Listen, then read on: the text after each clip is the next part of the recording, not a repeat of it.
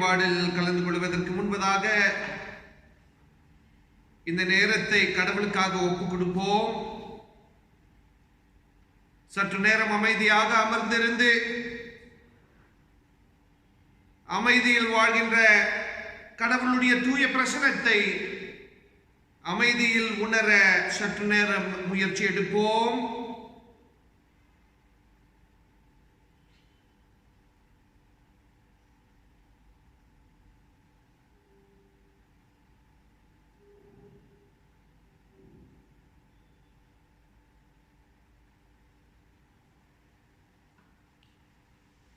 திரியேக கடவுளின் பேராலே இந்த ஆராதனை வேலையை ஆரம்பம் செய்வோம். ஜெபம் செய்வோம். அன்பு நிறைந்த சமாதானத்தின் கடவுளே, இந்த வழிபாடுக்காக, முக்கியமாக இந்த நாளுக்காக உமக்கு கோடான கோடி நன்றி. ஒவ்வொரு நாளும் வாழ்க்கையில் ஆசீர்வாதமாக இருந்து கொண்டிருக்கின்றது. வாழ்வுக்கு பலவிதமான எதிர்ப்புகள் இருந்தாலும் உம்முடைய கிருபையினாலும் ஞானத்தினாலும் இந்த உலகத்தில் வாழ்வை மெய்யப்படுத்துகிற கடவுளாக செயல்பட்டுக் கொண்டிருக்கின்றீர். உமக்கு கோடான கோடி நன்றி. பல்வேறு சமயங்கள் இருக்கின்ற இந்த சமூகத்தில் கிறிஸ்தவர்களாக நாங்கள் எப்படி இருக்க வேண்டும், எங்களுடைய செயல்பாடுகள் எப்படி இருக்க வேண்டும் என்ற கேள்வியோடு இந்த வழிபாடில் கலந்து கொள்ள இருக்கின்றோம்.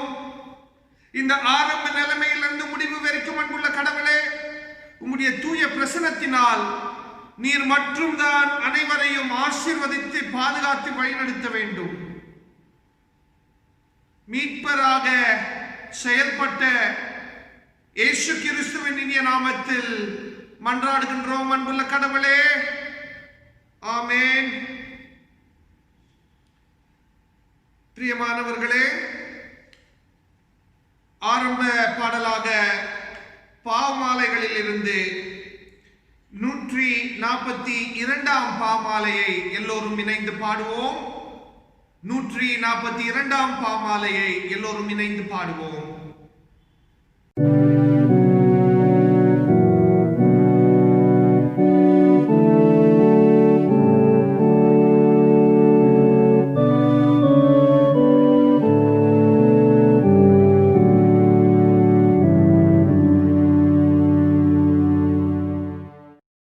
Pida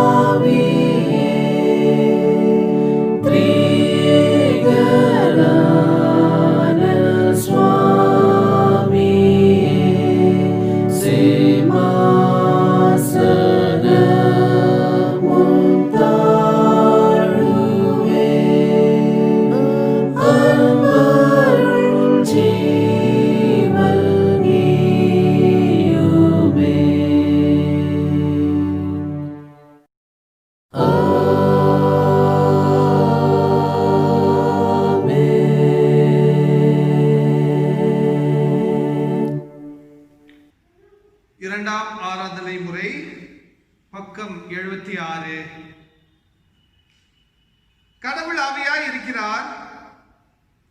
அவரை தொழுது கொள்கின்றவர்கள் ஆவியோடும் உண்மையோடும் அவரை தொழுது கொள்ள வேண்டும். நம்முடைய பிதாவாகிய கடவுளாலும் கர்த்தராகிய இயேசு கிறிஸ்துவினாலும் உங்களுக்கு கிருபையும் சமாதானமும் உண்டாவதாக. இது கர்த்தர் உண்டு பண்ணின நாள், இதில் களி கூர்ந்து மகிழ கடவோம். ஆண்டவரே, எங்கள் உதடுகளை திறந்தருளும். அப்போது எங்கள் வாய் உம்முடைய புகழை அறிவிக்கும். பிதாவுக்கும் குமாரனுக்கும் பரிசுத்த ஆவியிற்கும் மகிமை உண்டாவதாக. ஆதியிலும் இப்பொழுதும் எப்போதும் சதா காலங்களிலும் மகிமை உண்டாவதாக. ஆமென். திரியேக கடவுளை போற்றுவோம். சேனைகளின் கடவுளாகிய கர்த்தரே, நீர் பரிசுத்தர், பரிசுத்தர், பரிசுத்தர். வானமும் பூமியும் இந்த மகிமையினால் நிறைந்திருக்கின்றன. உன்னதத்திலே ஓசன்னா. கர்த்தரின் நாமத்தினாலே வந்தவரும் சோதரிக்கப்பட்டவர் உன்னதத்திலே ஓசன்னா. கடவுளே, நீர் பரிசுத்தர். கடவுளே, நீர் பரிசுத்தர். சர்வ வல்லவரே, நீர் பரிசுத்தர். சர்வ வல்லவரே, நீர் பரிசுத்தர். சாவாமையுடையவரே, நீர் பரிசுத்தர். சாவாமை உடையவரே, நீர் பரிசுத்தர். ஆண்டவரே, எங்களுக்காக சிலுவையில் அறையுண்ட எங்கள் மீட்பரே, எங்கள் மேல் கிருபையாயிரும். ஆண்டவரே, எங்களுக்காக சிலுவையில் அறையுண்ட எங்கள் மீட்பரே, எங்கள் மேல் கிருபையாயிரும். பரிசுத்த ஆவியாகிய ஆண்டவரே, எங்கள் மேல் கிருபையாயிரும். பரிசுத்த ஆவியாகிய ஆண்டவரே, எங்கள் மேல் கிருபையாயிரும். ஆண்டவரே, எங்கள் ஜெபங்களையும் இந்த ஆராதனை வேளையும் ஏற்றுக்கொண்டு எங்கள் மேல் கிருபையாயிரும். ஆண்டவரே, எங்கள் மேல் மனதுருகி எங்கள் மேல் கிருபையாயிரும். பிரியமானவர்களே, கடவுளை நோக்கி மன்னிப்புக்காக மன்றாடுவோம். நமக்கு பாவம் இல்லை என்போமானால் நம்மை நாமே வஞ்சிக்கிறவர்களாகவும் நமக்குள் உண்மை இல்லை. நமது பாவங்களை அறிக்கையிட்டால் பாவங்களை நமக்கு மன்னித்து எவ்வித அநீதியும் நீங்க நம்மை சுத்திகரிப்பதற்கு அவர் நம்பத்தக்கதவரும் நீதியும் உள்ளவர். நான் எழுந்து என் தகப்பனிடத்திற்கு போய், தகப்பனே, பரத்துக்கு விரோதமாகவும் உமது பார்வையிலும் பாவம் செய்தேன். இனி உம்முடைய மகன் என்று சொல்வதற்கு நான் பாத்திரன் அல்லன். உம்முடைய கூலிக்காரர்களில் ஒருவனாக என்னை வைத்துக் கொள்ளும் என்பேன். கடவுளுடைய ராஜ்யம் சமீபத்திற்கின்றது. மனம் திரும்பி சுவிசேஷத்தில் நம்பிக்கை வையுங்கள். அமர்ந்த வண்ணமாக அமைதியில் நாம் நம்மை சோதனை செய்து கொள்வோம்.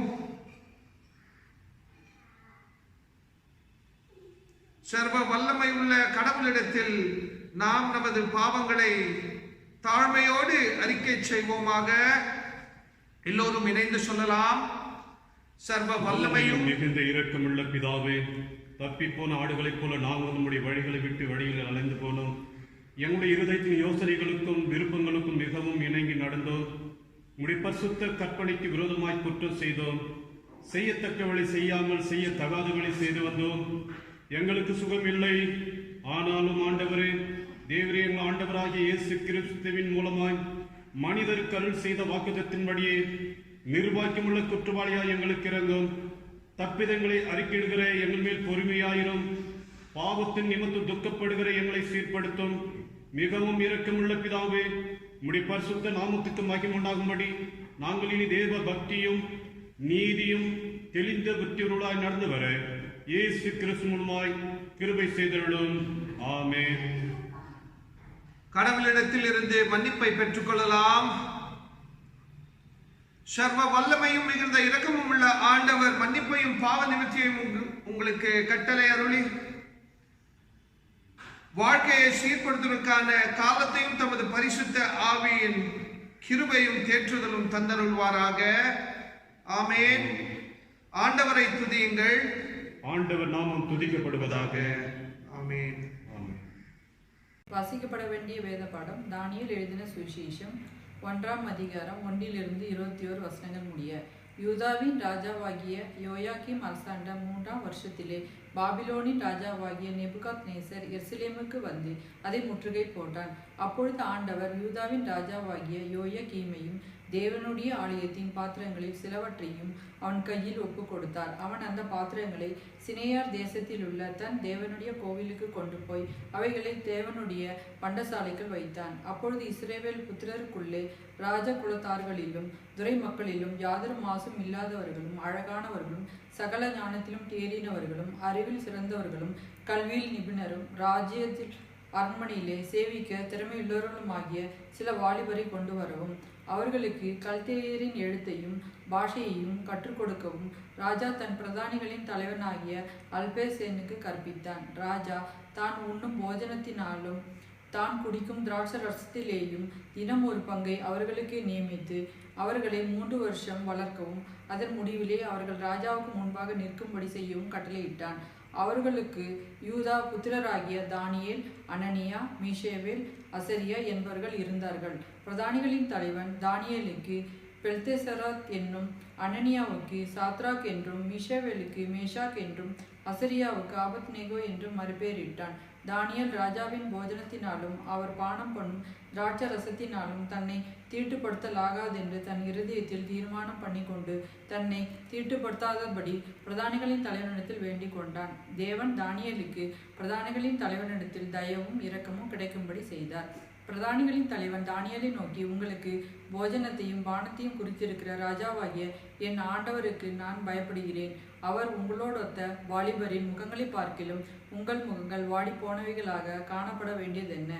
அதனால் ராஜா என்னை சிரசேதம் பண்ணுவாரே என்றான். அப்பொழுது பிரதானிகளின் தலைவனால தானியேல், அனனியா, மீஷேவேல், அசரியா என்பவர்கள் மேல் விசாரிப்புக்காரனாகிய வைக்கப்பட்ட மேல்ஷார் என்பவர்களை தானியேல் நோக்கி, 10 நாள் வரைக்கும் உமது அடியாரை சோதித்து பாரும். எங்களுக்கு புசிக்க பருப்பு முதலான மரக்கறிகளையும் குடிக்க தண்ணீரையும் கொடுத்து எங்கள் முகங்களையும் ராஜபோஜனத்தில் புசிக்கிற வாலிபருடைய முகங்களையும் ஒத்துப்பாரும். பின்பு நீர் காண்கிறபடி உமது அடியாருக்கு செய்யும் என்றான். அவன் இந்த காரியத்தில் அவர்களுக்கு செவி கொடுத்து 10 நாளானவும் அவர்களை சோதித்து பார்த்தான். 10 நாள் சென்ற பின்பு ராஜபோஜனத்தை புசித்த எல்லா வாலிபரை பார்க்கிலும் அவர்கள் முகம் களை உள்ளதாயும் சரீரம் புஷ்டி உள்ளதாயும் காணப்பட்டது. ஆகையால் மேல்ஷார் அவர்கள் புசிக்க கட்டளையான போஜனத்தையும் அவர்கள் குடிக்க கட்டளையான திராட்சை ரசத்தையும் நீக்கி வைத்து அவர்களுக்கு பருப்பு முதலானவைகளை கொடுத்தான். இந்த 4 வாலிபரும் தேவன் சகல எழுத்திலும் ஞானத்திலும் அறிவையும் சமாத்தியத்தையும் கொடுத்தார். தானியேல் சகல தரிசனங்களையும் சொப்பனங்களையும் அறியத்தக்க அறிவுள்ளவன் ஆக்கினார். அவர்களை ராஜாவினிடத்தில் கொண்டு வருகிறதற்கு குறித்த நாட்கள் நிறைவேறின போது பிரதானிகளின் தலைவர்கள் அவர்களை நேபுகாத்நேசருக்கு முன்பாக கொண்டு வந்து விட்டான். ராஜா அவர்களோட பேசினான். அவர்கள் எல்லாருக்கும் தானியேல், அனனியா, மீஷேவேல், அசரியா என்பவர்களைப் போல வேறொருவரும் காணப்படவில்லை. ஆகையால் இவர்கள் ராஜ சமூகத்தில் நின்றார்கள். ஞானத்துக்கும் புத்திக்கும் அடுத்த எந்த விஷயத்தில் ராஜா அவர்களை கேட்டு விசாரித்தானோ அதிலே தன் ராஜ்யம் எங்குமுள்ள சகல சாஸ்திரிகளிலும் ஜோஷியரிலும் அவர்களை 10 மடங்கு சமர்த்தராக கண்டான். கோரேஸ் ராஜபானம் பண்ணும் 1ஆம் வருஷம் மட்டும் தானியேல் அங்கே இருந்தான். வாசிக்கப்பட வேண்டிய வேத பாடம் வாசித்து முடிந்தாயிற்று. ஆமீன். 2ஆம் வேத பாடமாக அப்போஸ்தலர் 10ஆம் அதிகாரம் வசனங்கள் 9 முதல் 16 வரை வாசிக்க கேட்போம். அப்போஸ்தலர் 10ஆம் அதிகாரம் வசனங்கள் 9 முதல். மறுநாளிலே அவர்கள் பிரயாணப்பட்டு அந்த பட்டணத்துக்கு சமீபித்து வருகையில் பேதுரு 6ஆம் மணி நேரத்திலே ஜெபம் பண்ணும்படி மேல் வீட்டில் ஏறினான். அவன் மிகுந்த பசி அடைந்து சாப்பிட மனதாயிருந்தான். அதற்கு அவர்கள் ஆயத்தம் பண்ணுகையில் அவன் ஞான திருஷ்டி அடைந்து வானம் திறந்திருக்கிறதாகவும் 4 முனைகளும் கட்டப்பட்ட பெரிய துப்பட்டியை போல ஒரு விதமான கூடு தன்னிடத்தில் இறங்கி தரையில் விடப்பட்டிருக்கிறதாகவும் அதிலே பூமியுள்ள சகல விதமான 4 கால் ஜீவன்களும் காட்டு மிருகங்களும் ஊரும் பிராணிகளும் ஆகாய்த்த பறவைகளும் இருக்கிறதாகவும் கண்டான். அல்லாமலும் பேதுருவே, எழுந்திரு, அடித்து புசி என்று அவனுக்கு சொல்லும் ஒரு சத்தம் உண்டாயிற்று. அதற்கு பேதுரு, அப்படியல்ல ஆண்டவரே, தீட்டும் அசுத்தமுள்ளவாயிருக்கிற யாதொன்றையும் நான் ஒரு காலம் புசித்ததில்லை என்றான். அப்பொழுது தேவன், சுத்தமாக்கினவர்களை நீ தீட்டாக எண்ணாதே என்று 2ஆம் தரம் சத்தம் அவனுக்கு உண்டாயிற்று. 3ஆம் தரமும் அப்படியே உண்டாயிற்று. பின்பு அந்த கூடு திரும்ப வானத்துக்கு எடுத்துக்கொள்ளப்பட்டது. வாசிக்க வேண்டிய வசனம் வாசித்தாயிற்று. வாசிக்க கொடுக்கப்பட்ட 3ஆம் வேத பாடம். மத்தேயு எழுதின சுவிசேஷம் 13ஆம் அதிகாரம் வசனங்கள் 31 துவங்கி 33 வரை. வேறொரு உவமையை அவர்களுக்கு சொன்னார். பரலோக ராஜ்யம் கடுகு விதைக்கு ஒப்பாயிருக்கிறது. அதை ஒரு மனுஷன் எடுத்து தன் நிலத்திலே விதைத்தான். அது சகல விதைகளிலும் சிறிதாயிருந்தும் வளரும்போது சகல பூண்டுகளிலும் பெரிதாகி ஆகாயத்து பறவைகள் அதன் கிளைகளில் வந்து அடையத்தக்க மரமாகும் என்றார். வேறொரு உவமையை அவர்களுக்கு சொன்னார். பரலோக ராஜ்யம் புளித்த மாவுக்கு ஒப்பாயிருக்கிறது. அதை ஒரு ஸ்திரீ எடுத்து முழுவதும் புளிக்கும் வரைக்கும் 3 படி மாவிலே அடக்கி வைத்தாள் என்றார். பாடம் முடிந்தது. ஜெபம் செய்வோம்.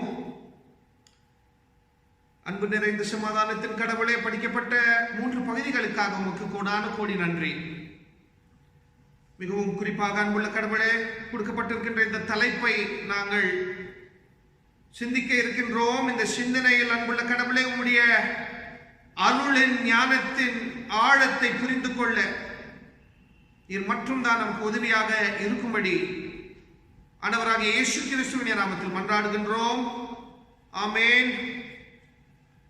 பிரியமானவர்களே, நமக்கு கொடுக்கப்பட்டிருக்கின்ற தலைப்பு என்னவென்றால், பல்வேறு சமயங்கள் இருக்கக்கூடிய சமூகத்தில் கிறிஸ்தவர்களின் பிரசன்னம். The Christian presence in the multi-faith society.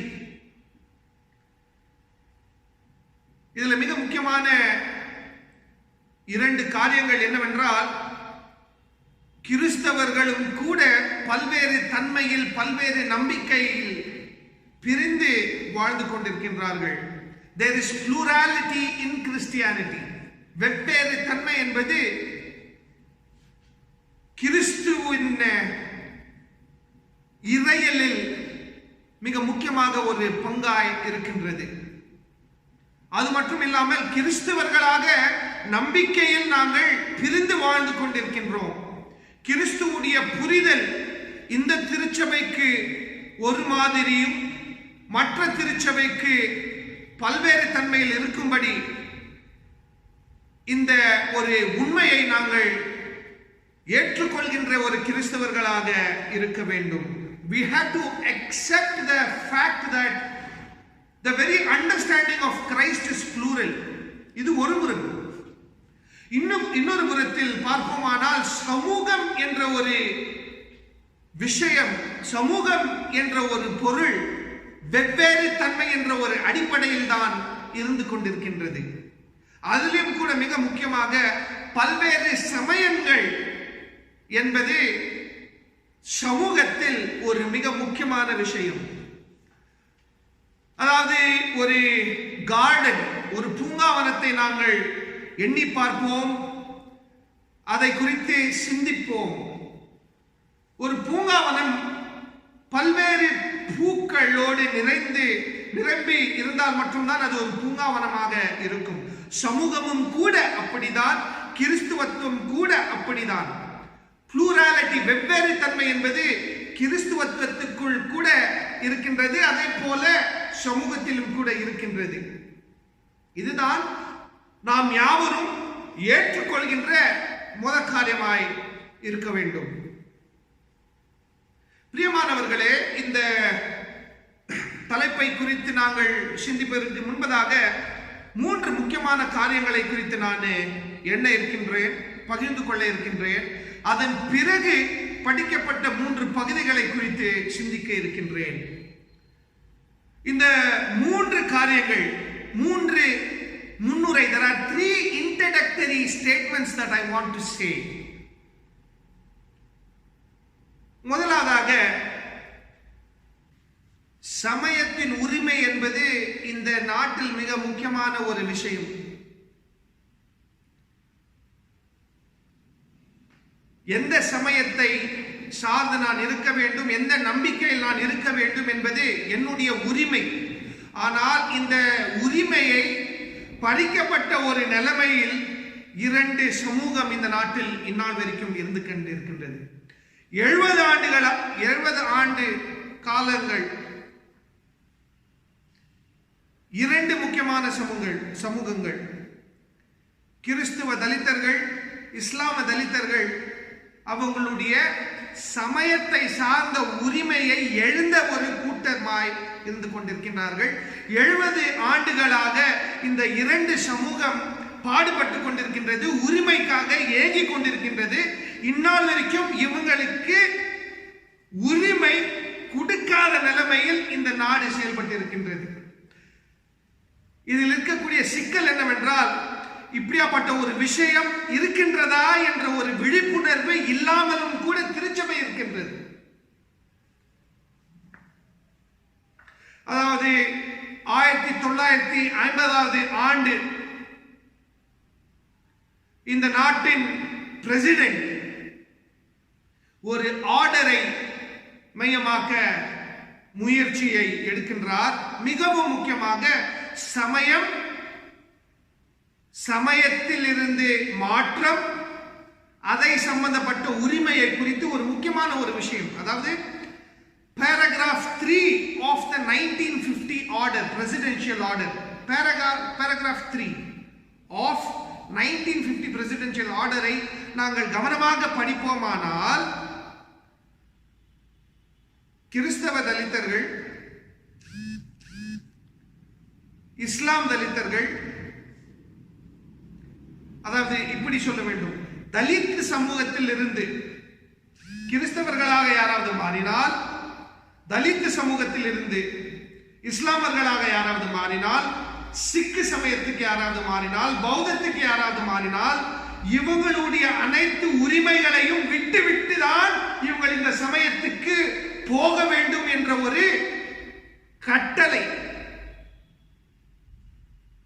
They have to give up on their rights while joining these religious communities.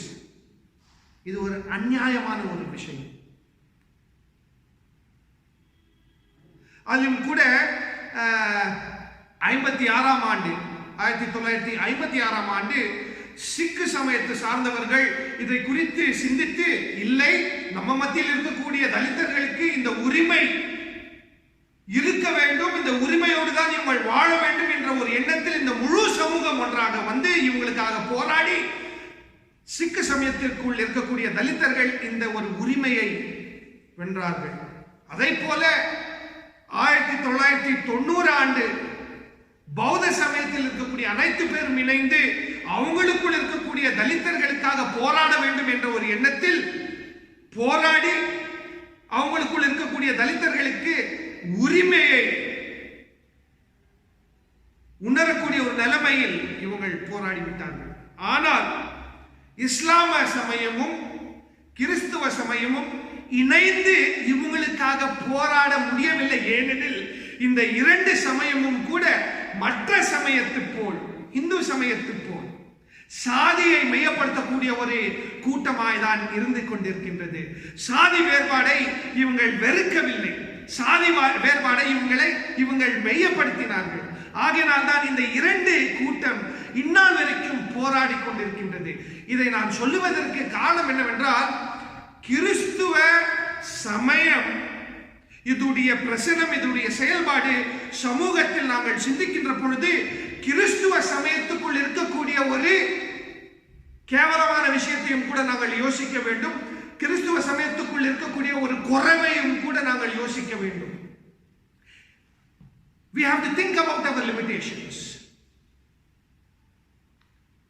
And the limitation is this: we as a Christian community are not with our Dalit friends and Dalit brothers and sisters. பிரியமானவர்களே, முன்னுரையில் இது முதலாம் விஷயமாக நான் கருதுகின்றேன். இரண்டாவதாக, வடநாட்டில் secularism, அதாவது மதச்சார்பின்மை என்ற ஒரு விஷயத்துடைய புரிதல் என்னவென்றால், சமயத்துக்கும் நாட்டின் அரசாங்கத்துக்கும் வேறுபாடு என்பது இருக்க வேண்டும். இது இரண்டும் ஒன்றாக செயல்படக்கூடாது. நாட்டின் அரசாங்கம் சமயத்தை வைத்துக் கொண்டு சிந்திக்க கூடாது என்பது வடநாட்டின் சிந்தனை. இந்திய நாட்டில் மதச்சார்பின்மை உடைய அர்த்தம், அதுடைய புரிதல் வேறையாக இருக்கின்றது. It is different. Secularism in India is different. தர்மமும் அதாவது சமயமும் அரசாங்கமும் இணைந்த ஒரு நிலைமையில் தான் இருந்து கொண்டிருக்கின்றது. அப்படிதான் இருக்க வேண்டும். அப்பொழுது மட்டும்தான் சமயத்தை சார்ந்த உரிமைகளை மக்கள் கொண்டாடக்கூடிய ஒரு நிலைமையில் இருக்க முடியும். இல்லாவிட்டால் மதத்துக்கும் அரசாங்கத்துக்கும் எந்த ஒரு சம்பந்தம் இல்லாவிட்டால் இந்த அரசாங்கம் என்பது மதத்தை மிகவும் குறைவாக, சமயத்தை மிகவும் குறைவாக எண்ணி இவங்க என்ன எல்லாம் சொல்றாங்க அதெல்லாம் கீழ்ப்பழியக்கூடிய ஒரு நபர்களாக மட்டும்தான் நாங்கள் இருக்க முடியும். இது ஒரு மிகவும் கோரமான ஒரு நிலைமை. இந்த ஒரு நிலைமைக்கு நாங்கள் போகக்கூடாது. அதாவது இருக்கக்கூடிய அரசாங்கம் என்ன சொல்லிக் கொண்டிருக்கின்றது என்றால், இந்திய நாடு ஒரே ஒரு மொழியை தான் பேச வேண்டும், ஒரே ஒரு சமயத்தை மட்டும்தான் மையப்படுத்த வேண்டும், ஒரே ஒரு குறிப்பிட்ட சாதி மட்டும்தான் வளர்ந்த ஒரு நிலைமையில் இருக்க வேண்டும் என்ற ஒரு செயல்பாடு, எண்ணம், திட்டம் அனைத்தும். ஆனால் சமயத்தை வைத்துக் கொண்டு பார்ப்போமானால் ஒரு சமத்துவ சமூகத்தை எண்ணக்கூடியவர்களாக நாங்கள் இருக்க முடியும்.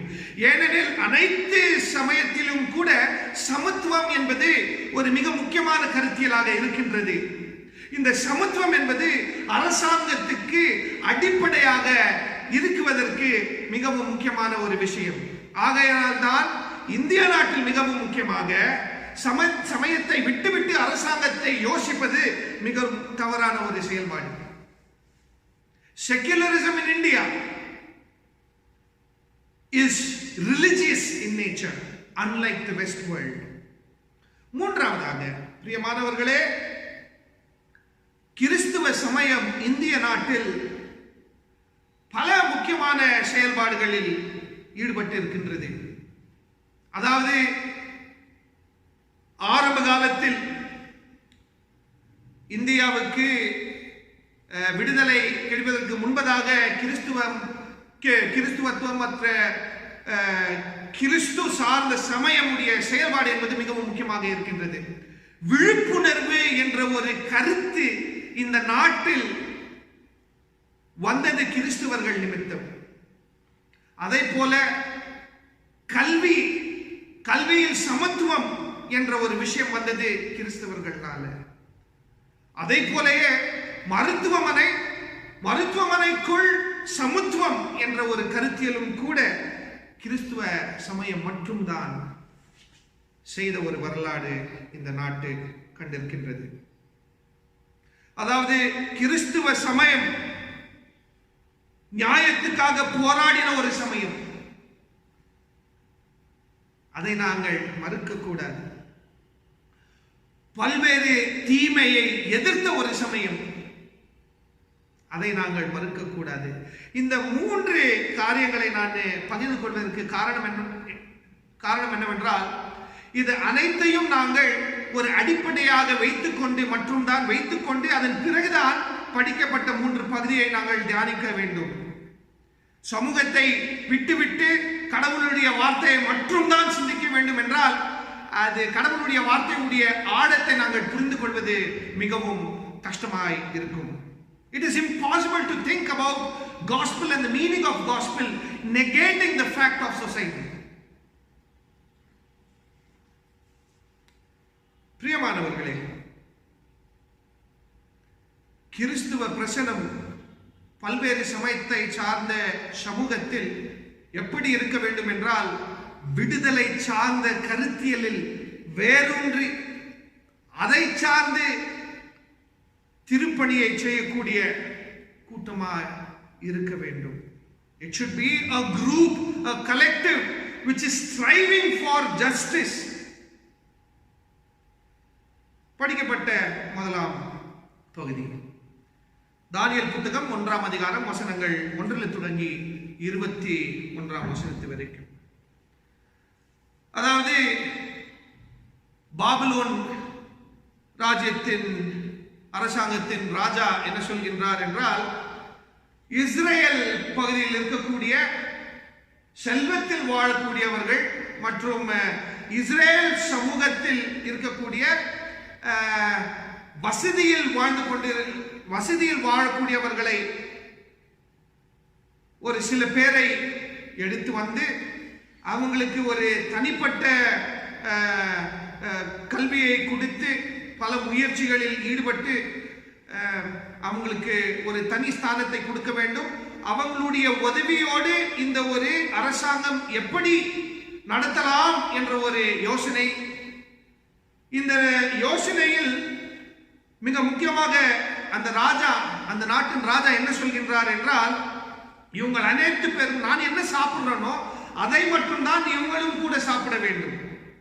ஆனால் தானியேல் மற்றும் அவருடைய 3 நண்பர்கள், தானியேல் மற்றும் அவருடைய 3 நண்பர்கள் யார் யாருன்னு பார்த்தீங்கன்னா, தானியேல், ஹனானியா, மிஷேல் அண்ட் அசாரியா. இவங்க 4 பேரும் இந்த ஒரு ஒப்பந்தத்துக்கு எதிர்ப்பை தெரிவித்துக் கொள்கின்றார். அதாவது நீங்க யோசிக்கலாம், அது எப்படி ராஜா சாப்பிடக்கூடிய ஒரு சாப்பாடை இவங்க வேணா சொல்றாங்க? என்னத்துக்காக? உணவில் அப்படியாப்பட்ட ஒரு விஷயம் இருக்கின்றதா? உணவு என்னத்துக்கு இவங்க வேணான்றாங்க? கடவுளுக்கு நன்றி சொல்லிட்டு அப்படி சாப்பிட வேண்டியது தானே. ஆனால் பிரியமானவர்களே, உணவு என்பது இஸ்ரேல் மக்களுக்கு மிகவும் முக்கியமான ஒரு விஷயம். ஏனெனில் இந்த ஒரு சமூகம் இவங்களுடைய அடிமைதனத்திலும் கூட உணவை புசித்து வாழ்ந்தவர்கள். அதே போல விடுதலை வரலாற்றில் விடுதலையோடு வாழ்கின்ற பொழுது உணவை புசித்தவர்கள். ஆனால் எப்படியாப்பட்ட உணவையும் கூட புசித்தவர்கள் என்று எண்ணி பார்த்தால் கடவுள் கொடுத்த உணவையும் கூட புசித்தவர்கள்.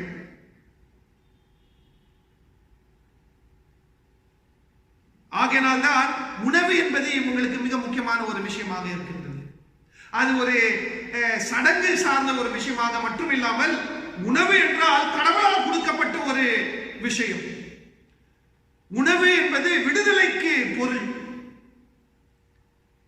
ஆகையினால் மட்டும்தான் இவங்க உணவை சாதாரணமாக எண்ணாமல் அதை ஒரு விசேஷ விதத்தில் வைத்து எண்ணினார்கள். அதாவது ராஜா கொடுத்த உணவை இவங்கள் ஏற்றுக்கொண்டு விட்டால் ராஜாவை ஏற்றுக்கொண்ட மாதிரி, ராஜாவை ஏற்றுக்கொண்டு ராஜா சொல்கின்ற அனைத்து காரியங்களையும் செய்யக்கூடியவர்களாக இருக்கும்படி இதைதான் இவங்கள் வெறுத்தார்கள். ராஜா கொடுத்த உணவை இவங்கள் புசித்தால் ராஜாவுக்கு ஒப்பாய் இருக்கும்படி இதைதான் இவங்கள் எதிர்த்தார்கள்.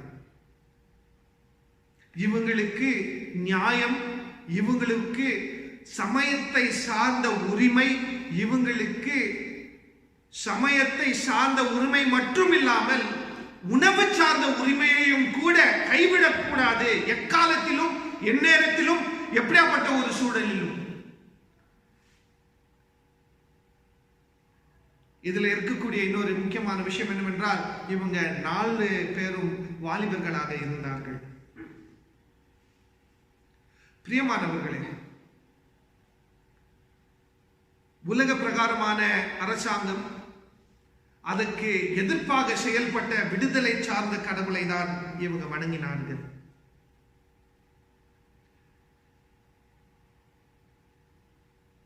கிறிஸ்துவ சமயம் கூட இப்படிதான் சிந்திக்க வேண்டும். எப்படி?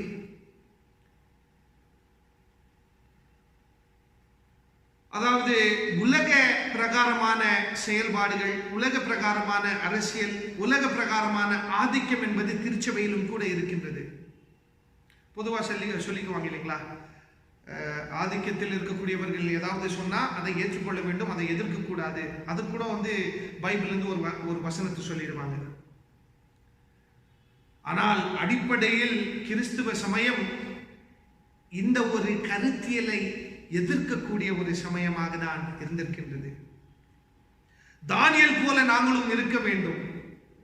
அரசாங்கம் சொல்வதை அனைத்தும் ஏற்றுக்கொள்ளாமல் எதையெல்லாம் எதிர்க்க வேண்டுமோ அதை எதிர்த்து விடுதலை சார்ந்த, உரிமை சார்ந்த செயல்பாடுகளில் ஈடுபடுவதுதான் மிகவும் முக்கியம். சமூகத்தில் மட்டும்தான் அப்படி வாழ வேண்டும் என்ற ஒரு யோசனை இல்லாமல் திருச்சபைக்குள்ளும் கூட அப்படிதான் வாழ வேண்டும் என்று எண்ணக்கூடியவர்களாக நாங்கள் இருக்க வேண்டும். அதாவது திருச்சபைக்குள்ள பார்த்தீங்கன்னா பொதுவா கிறிஸ்தவர்களாக இணைந்து உணவு என்ற ஒரு கேள்விக்கு பதில் என்னன்னு பார்த்தீங்கன்னா மட்டன் பிரியாணி தான் இருக்குது. ஆனால் எல்லார் வீட்லையும் பீஃப் சாப்பிடுவாங்க. ஆனால் அது பொதுவில் செய்யக்கூடாது, ஐயோ அரசாங்கத்துக்கு நம்ம எதிர்ப்பாக செயல்பட்ட மாதிரி இருக்கும், நம்ம சமூகத்தை வேற மாதிரி மற்றவங்க பார்ப்பாங்க. ஏன்னா மாட்டுக்கறி என்ற ஒரு விஷயமே பார்த்தீங்கன்னா தாழ்ந்த மக்களை சார்ந்தவர்கள், என்னத்துக்கு தாழ்ந்த மக்களுடைய சிந்தனை, தாழ்ந்த மக்களுடைய சின்னம் திருச்சபைக்கு ஒப்பாய் இருக்க வேண்டும், அதை நீக்கி விடலாம் என்ற ஒரு சிந்தனை திருச்சபை அப்படியே ஏத்துக்குச்சு. பிரியமானவர்களே, இப்படியாப்பட்ட சிந்தனைகளை நாங்கள் எடுத்து குப்பையில் போட வேண்டும். உணவை நாங்கள் புசிக்கக்கூடியவர்களாக, சந்தோஷமாக புசிக்கக்கூடியவர்களாக இருக்க வேண்டும். அதுதான் அதிகாரம் என்ன சொல்லுதோ அதை மட்டும் தான் செய்ய வேண்டும். இல்லை, சாதாரண மக்களுடைய பொருள் என்ன, அதை நான் சாப்பிடுவேன், அதை நான் செய்வேன் என்ற ஒரு துணிச்சல் இருக்க வேண்டும். இரண்டாவதாக படிக்கப்பட்ட பகுதியிலும் கூட உணவு என்பது மிகவும் முக்கியமாக இருக்கின்றது. அப்போஸ்தலர்கள் 10ஆம் அதிகாரம் வசனங்கள் 9 தொடங்கி 16 வரைக்கும். இங்கேயும் கூட பார்ப்போமானால் பேதுரு ஒரு யூதன், கிறிஸ்துவோடு இணைந்து செயல்பட்ட யூதன் செயல்பட்டு இருந்தாலும் கூட பேதுருவுடைய வாழ்க்கையில் பலவிதமான போராட்டங்கள். கிறிஸ்துவை எனக்கு தெரியாது என்று சொன்னவன், அதன் பிறகு ஒரு புதிய உணர்ச்சியில், அதாவது உயிர்த்தெழுந்த கிறிஸ்துவை சந்தித்த பிறகு ஒரு புதிய விழிப்புணர்வு, அந்த புதிய விழிப்புணர்வுக்கு பிறகு கிறிஸ்துவுக்காக போராடின ஒரு நபன், கிறிஸ்துவுடைய அன்பை குறித்து பேசின ஒரு நபன், கிறிஸ்துவுடைய மரணத்தையும் கூட பயப்படாமல் நீர்தான் கிறிஸ்துவை கொலை செய்தீர் என்று சமூக மத்தியில் நின்று சொன்ன ஒரு நபன். இவனுடைய வாழ்க்கையில் இன்னொரு போராட்டம்.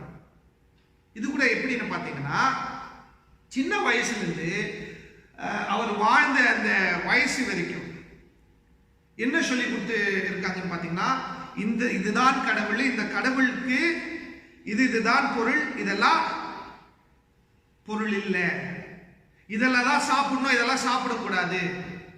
இப்படியாப்பட்ட ஒரு கற்பித்தல் வாழ்ந்த ஒரு நபன். இவனுக்கு ஒரு புதிய தரிசனம்.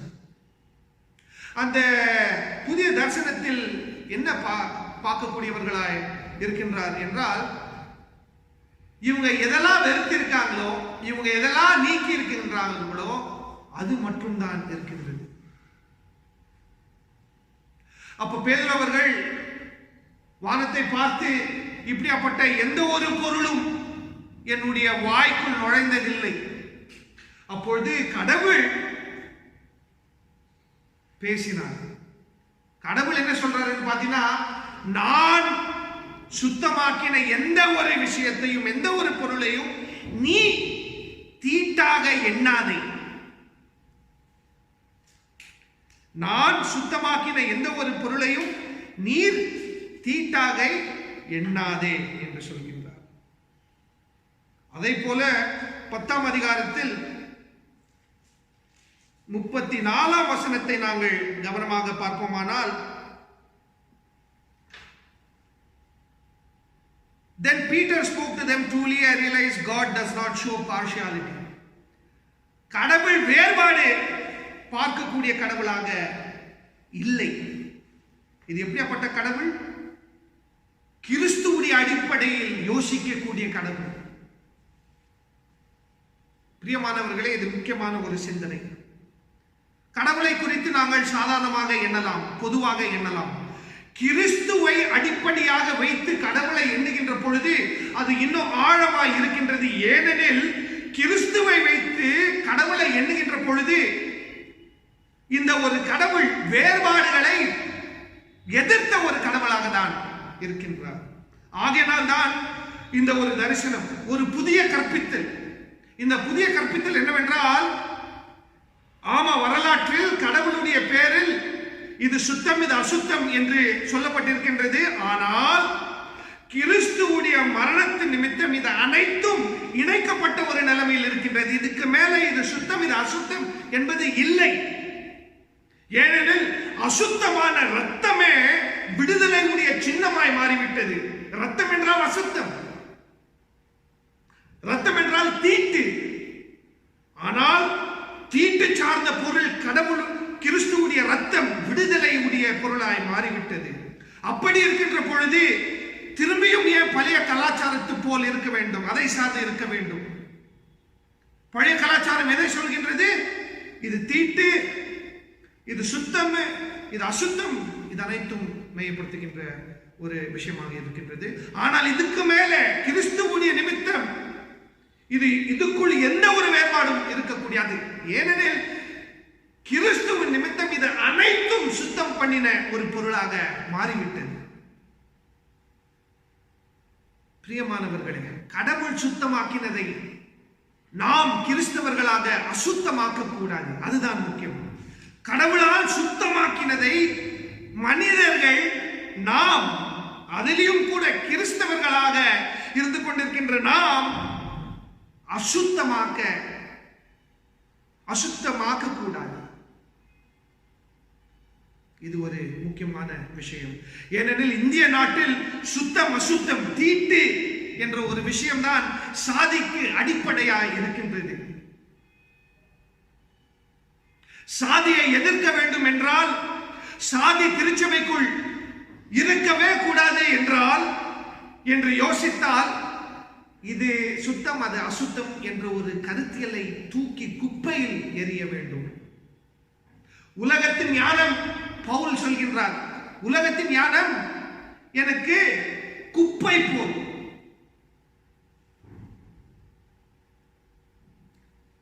பிரியமானவர்களே, சிந்தித்து பாருங்கள். கிறிஸ்தவர்களுடைய செயல்பாடு விடுதலை சார்ந்த செயல்பாடு. இன்னொரு சமயத்தை பார்த்து தூஷிப்பது இல்லை, இன்னொரு சமயத்தை பார்த்து கேவலமாக எண்ணுவது இல்லை, இன்னொருத்தருடைய நம்பிக்கையை பார்த்து கீழாக பேசக்கூடாது. ஏனெனில் நாமும் கூட இது அனைத்தையும் மெய்யப்படுத்தக்கூடிய ஒரு கிறிஸ்துவத்தில் தான் இருந்து கொண்டிருக்கின்றோம். அவர் Christianity is a bigoted Christianity. It is a broken Christianity. It is a crushed Christianity. சமூகத்தில் செயல்படுவதற்கு முன்பதாக இந்த கேவலமான எண்ணங்களில் இருந்து விடுதலையை கொடுக்கும்படி கடவுளிடத்தில் நாங்கள் மன்றாட வேண்டும். In Christ everything is clean. இதை ஏற்றுக்கொள்கின்றவன் சந்தோஷமாய் இருப்பான், எங்கேயும் இருப்பான், எப்பொழுதும் இருப்பான். மூன்றாவதாக மத்தேயு அவர்கள் எழுதின நூல் 13ஆம் அதிகாரம் 30, 31, 32, 33 இந்த 4 வசனங்கள் நிமித்தம் 2 கதைகளை குறித்து நாங்கள் பார்க்கின்றோம். ஒன்று கடுகு விதை, இன்னொன்று காடி. அதாவது காடினா என்ன? புளிப்பதற்காக உபயோகிக்கக்கூடிய ஒரு பொருள். இந்த 2 சிறுகதையில் இருக்கக்கூடிய ஆழமான கருத்து என்னவென்றால், கடுகு விதை என்பது மிகவும் சின்ன ஒரு பொருள். மாற்றத்தை, அதாவது வாழ்வு சார்ந்த விஷயம் எப்பொழுதுமே பெருசா இருக்கணும், பெருசா சிந்திக்கணும், இதுதான் பிரபலமாய் இருந்து கொண்டிருக்கின்ற அப்படியாப்பட்ட ஒரு கலாச்சாரத்தில் இயேசுவானவர் என்ன சொல்கின்றார் என்றால், கடவுளுடைய ராஜ்யம் இந்த கடுகு விதை போல சில டைம்ல பார்க்க கூட முடியாது, ஆனால் அது நன்மை செய்யக்கூடிய ஒரு பொருளாக மாறிவிடும்.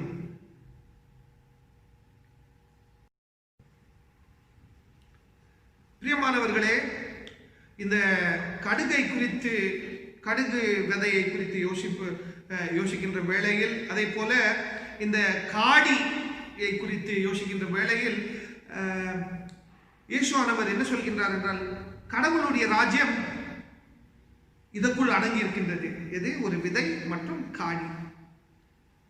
அதே போல கிறிஸ்தவர்களாக வாழ வேண்டும் என்றால் எப்படி இருக்க வேண்டும்?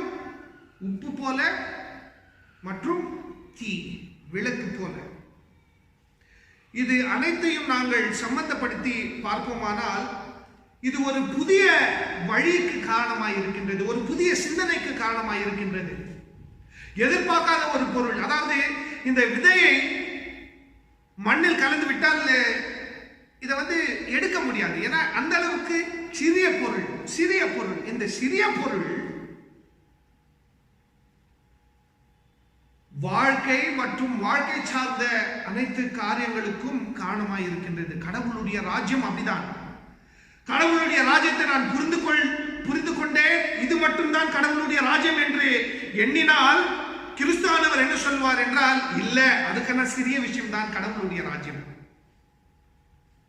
God's kingdom is a lot more simple, though it is profound. It is very simple, like a mustard seed, unseeable.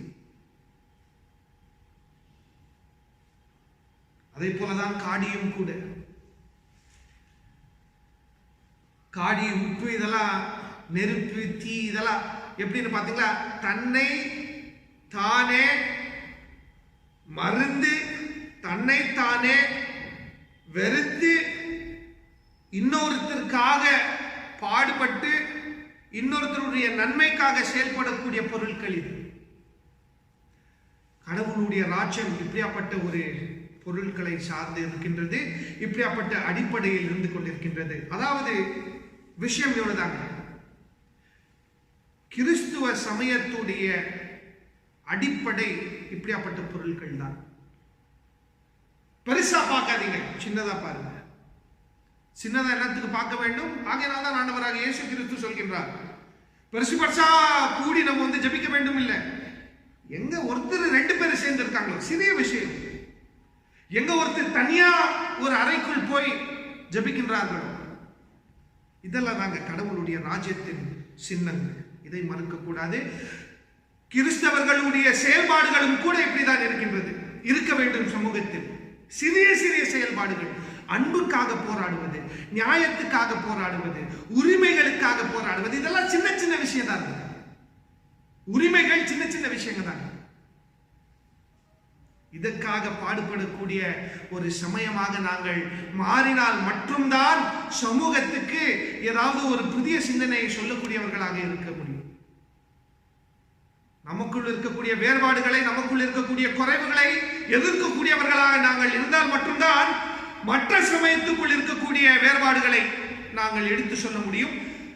சமூகத்துடைய விழிப்புணர்வுக்காக நாங்கள் பாடுபட முடியும். சமூகத்துடைய நலனுக்காக நாங்கள் செயல்பட முடியும். கிறிஸ்துவ சமயம் மாற்றத்தை உண்டாக்கக்கூடிய ஒரு சமயமாய் இருக்க வேண்டும். தொடர்ந்து சிந்திப்போம். கிறிஸ்துவை அடிப்படையாக வைத்துக் கொண்டு சிந்திப்போம். ஜெபிப்போமாக. அன்பு நிறைந்த கடவுளே, அனைத்து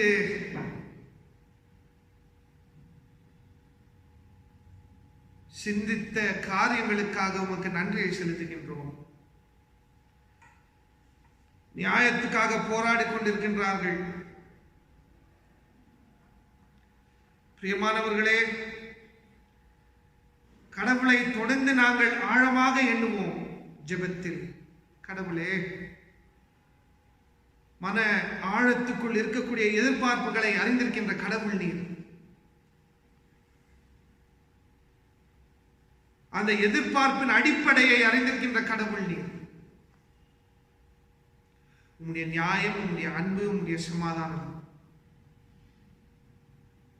நம்முடைய சிந்தனைகளிலும் கூட அது வேரூன்றி இருக்கும்படி கிருபை செய்யுங்கள், வழிநடத்துங்கள். இந்த திருச்சபையை ஆசீர்வதிங்கள், ஆசீர்வாதமாக இருக்கும்படி கிருபை செய்யுங்கள். மீட்பரானவராகிய இயேசு கிறிஸ்துவின் நாமத்தினால் ஆமென். அருளுரையை கேட்ட நாம் யாவரும் எழுந்து நின்று நம்முடைய விசுவாசத்தை அப்போஸ்தல விசுவாச பிரமாணத்தின் வழியாக அறிக்கை செய்வோம். வானத்தையும் பூமியையும் படைத்த சர்வ வல்லமையுள்ள பிதாவாக்கிய தேவனை விசுவாசிக்கிறேன். அவருடைய ஒரே குமாரனாகிய நம்முடைய நாதர் இயேசு கிறிஸ்துவையும் விசுவாசிக்கிறேன். அவர் பரிசுத்த ஆவியினாலே கன்னிமரிடத்தில் உட்பவித்து பிறந்தார். பொந்திய பிலாத்தின் காலத்தில் பாடுபட்டு சிலுவையில் அறையுண்டு மரித்து அடக்கம் பண்ணப்பட்டு பாதாளம் இறங்கினார். 3ஆம் நாள் மரித்தோரிலிருந்து எழுந்தருளினார். பரமண்டலத்துக்கு ஏறி சர்வ வல்லமையுள்ள பிதாவாக்கிய தேவனுடைய வலது பார்சத்திலே விற்றிருக்கிறார். அவ்விடத்திலிருந்து உயிருள்ளோரையும் மரித்தோரையும் நியாயந்திருக்க வருவார். பரிசுத்த ஆவியை விசுவாசிக்கிறேன். பொதுவாக இருக்கிற பரிசுத்த சபையும் பரிசுத்தவானுடைய ஐக்கியமும் பாவ மன்னிப்பும் சரீர உயிர்த்தெழுதலும் நித்திய ஜீவனும் என்று விசுவாசிக்கிறேன். ஆமேன். தொடர்ந்து ஜெபம் பண்ணுவோம். கர்த்தர் உங்களோடு கூட இருப்பாராக. அவர் உங்கள் ஆவியோடும் இருப்பாராக.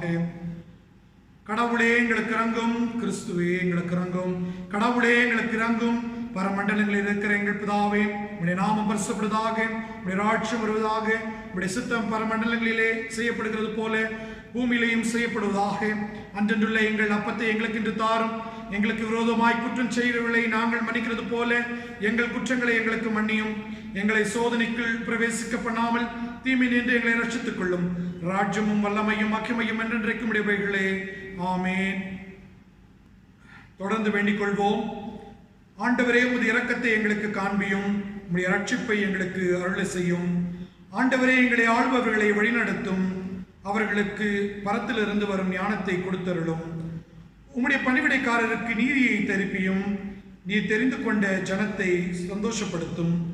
ஆண்டவரே, உமது ஜனத்தை ரட்சியும். உம்முடைய சுதந்திரத்தை ஆசீர்வதியும். ஆண்டவரே, எங்கள் காலத்தில் சமாதானத்தை தந்தருளும்.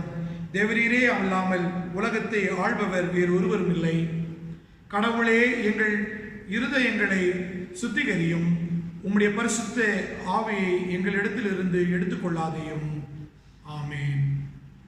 பிரியமானவர்களே, ஒரு விசேஷ அறிவிப்பை உங்களிடத்தில் பகிர்ந்து கொள்வதில் நான் மகிழ்ந்திருக்கின்றேன்.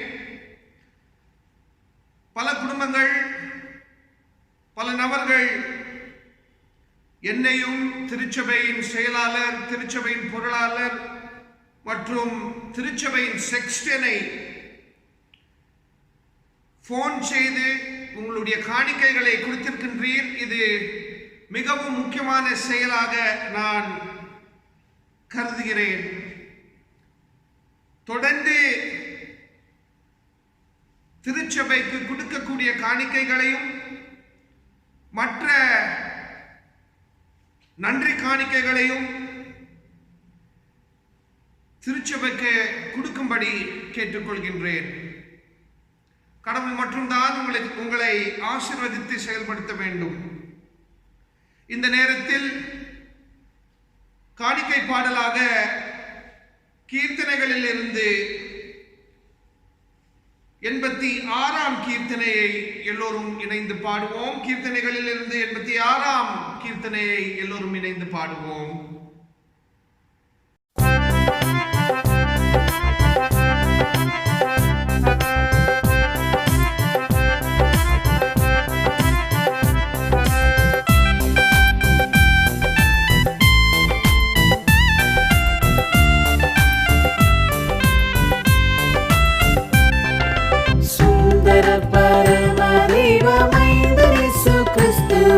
ஸ்தோத்திரம் புகழ்ச்சி நித்திய கீர்த்தனம் என்றும். சுந்தர பரம தெய்வமைந்த இயேசு கிறிஸ்துவுக்கு ஸ்தோத்திரம் புகழ்ச்சி நித்திய கீர்த்தனம் என்றும். அந்தரம் பூமியும் தந்து சொந்த ஜீவனையும் இந்த ஆற்றினார். நம்மை ஒன்றாய் கூட்டினார். அருள் மூடி சூட்டினார். கிருபையால் தேற்றினாரே. சுந்தர பரம தெய்வ மைந்தன் இயேசு கிறிஸ்துவுக்கு ஸ்தோத்திரம் புகழ்ச்சி நித்திய கீர்த்தனம் என்றும்.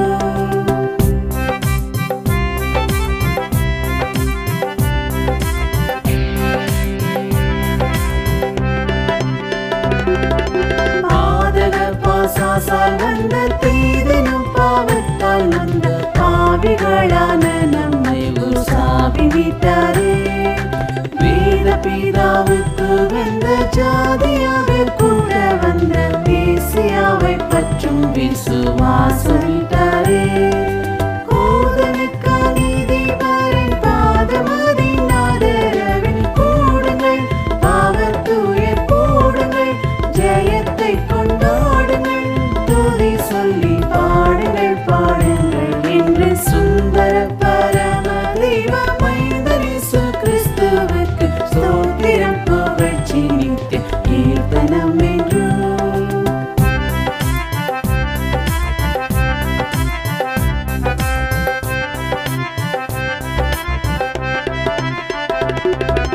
விண்ணிலுள்ள ஜோதிகளும் எண்ணடங்கா சேனைகளும் விந்தையாய் கிறிஸ்துவை பணிந்து போற்றவே.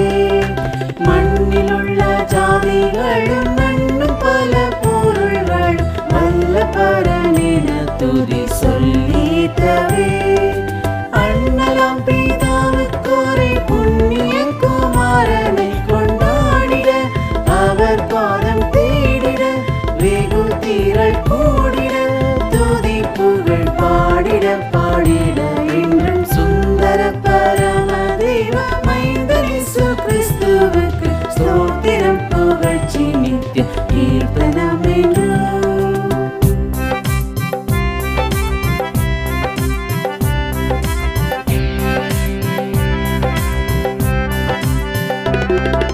சத்திய தலைவர்களும் நித்தக பெரியார்களும் சங்கத்தோர்களும் கிருபை தங்கி வாழவே.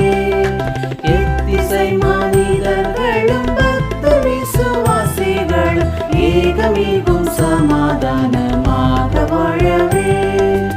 உத்தம போதகர்களும் சத்திய திரு சபைகளும் உயர்ந்து வாழத்தியன் பயந்து தாழமிக நயந்து கிறிஸ்துவுக்கு ஜெயந்தான் நயந்தான் என்று சுந்தர பரம தெய்வ மைந்தன் இயேசு கிறிஸ்துவுக்கு ஸ்தோத்திரம் புகழ்ச்சி நித்திய கீர்த்தனம் என்று. சுந்தர பரம தெய்வ மைந்தன் இயேசு கிறிஸ்துவுக்கு ஸ்தோத்திரம் புகழ்ச்சி நித்திய கீர்த்தனம் என்று.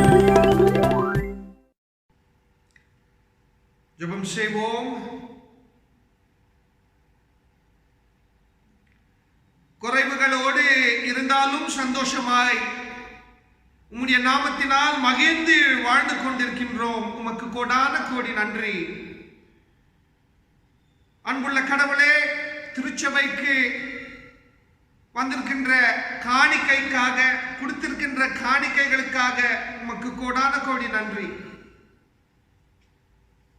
எக்காலத்திலும் திருச்சபையில் எந்த குறைவுகள் இல்லாமல் இந்த திருச்சபை ஒரு மாதிரியான செயல்பாடுகளில் ஈடுபடும்படி நீர் மட்டும்தான் இந்த திருச்சபையை ஆசீர்வதித்து வழிநடத்த வேண்டும். காணிக்கைகளை கொடுத்திருக்கின்ற அனைத்து பேருக்காகவும் உமக்கு கோடான கோடி நன்றி. இவங்களுடைய குடும்பங்களில் அன்புள்ள கடவுளே, உம்முடைய நியாயமும் உம்முடைய அன்பும் சமாதானமும் எக்காலத்திலும் நிலைத்திருக்கும்படி கிருபை செய்யுங்கள். அதே போல அன்புள்ள கடவுளே, கிறிஸ்து ஆலயம் என்ற இந்த குடும்பத்தை இந்த சமூகத்தில் உம்முடைய அன்பையும் நியாயத்தையும் பிரதிபலிக்கின்ற ஒரு குடும்பமாக இருக்கும்படி, செயல்படும்படி உம்முடைய ஞானத்தினால் வழிநடத்துங்கள். இந்த சிறிய ஐக்கியம் பல பேருக்கு ஆசீர்வாதமாக இருக்கும்படி கிருபை செய்யுங்கள். திருச்சபையின் அனைத்து போக்குகளையும் அறிந்திருக்கின்ற கடவுள், நீர் மட்டும்தான் நமக்கு முன்பதாக இருந்து வழிநடத்த வேண்டும். பல பேர் பலவீனத்தில் இருந்து கொண்டிருக்கின்றார்கள். வீட்டை விட்டு வெளியே செல்கின்ற வேளையில் பயத்தோடு செல்கின்றார்கள். அன்புள்ள கடவுளே, திருச்சபையில் இருக்கக்கூடிய அனைத்து பேரையும் தனித்தனியாக பேராக நீர் மட்டும்தான் ஆசீர்வதித்து பாதுகாத்து பராமரித்து எந்த ஒரு நாசமும் கேடும் இவங்களை நெருங்காதபடி வழிநடத்த வேண்டும். நீர் ஆசீர்வதித்த ஆரோக்கியத்துக்குள் நாம் யாவரும் மகிழ்ந்து வாழும்படி கிருபை செய்யுங்கள். நம்பிக்கையற்ற இந்த உலகத்தில் அன்புள்ள கடவுளே, நம்பிக்கையின் தூணாக நீர் மட்டும்தான் இருக்கின்றீர்.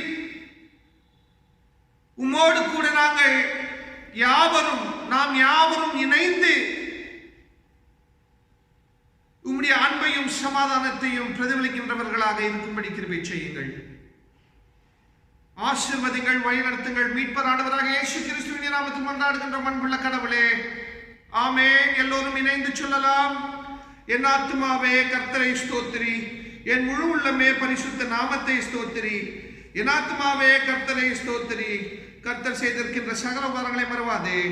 ஆமென். நம்பிக்கையோடு கடவுளுடைய ஆசீர்வாதத்தை பெற்றுக் கொள்ளலாம்.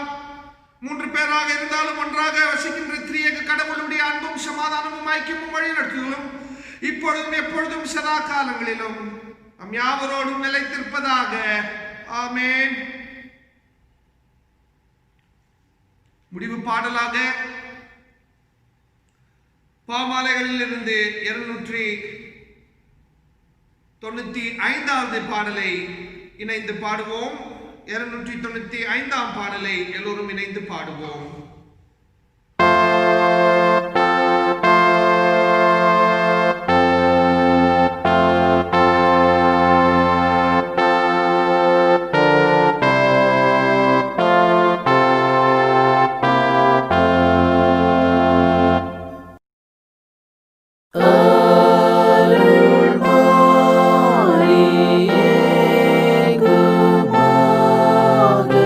பேய